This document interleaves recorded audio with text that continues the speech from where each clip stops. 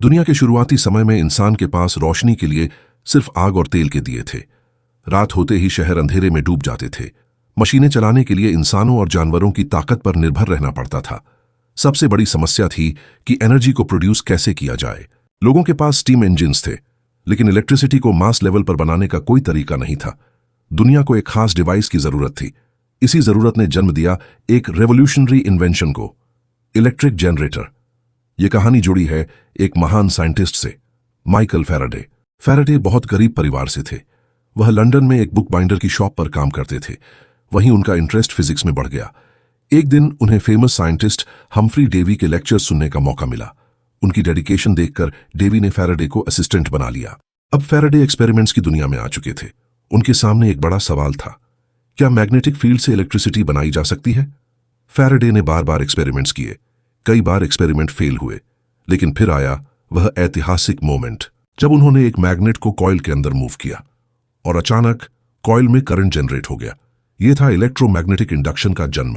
साल 1835 में उन्होंने पहला सिंपल इलेक्ट्रिक जनरेटर डिजाइन किया। इसे फैराडे डिस्क जनरेटर कहा गया।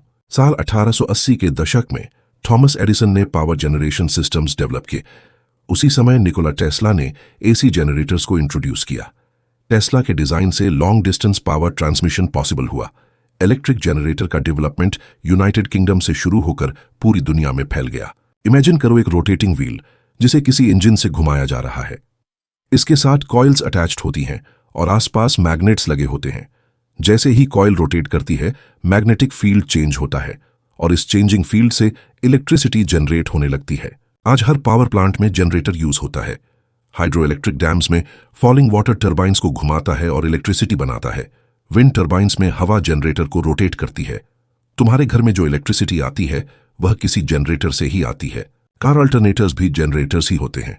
स्मार्टफोन्स इनडायरेक्टली जनरेटर्स पर डिपेंड करते हैं क्योंकि चार्जिंग के लिए इलेक्ट्रिसिटी वहीं से आती है।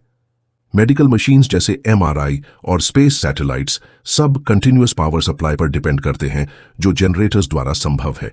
इलेक्ट्रिक जनरेटर मॉडर्न सिविलाइजेशन की बैकबोन है। अगर जनरेटर्स ना होते तो सिटीज में लाइट ना होती और इंटरनेट ना होता। फैराडे का छोटा सा एक्सपेरिमेंट आज पूरी दुनिया को पावर दे रहा है। हर बल्ब की रोशनी में इलेक्ट्रिक जनरेटर क्वाइटली काम कर रहा है।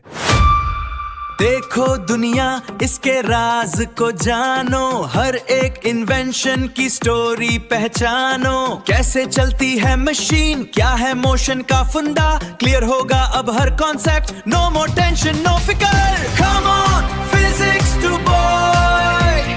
नॉलेज की दुनिया में a new discovery, physics to boy. Let's अनरैवल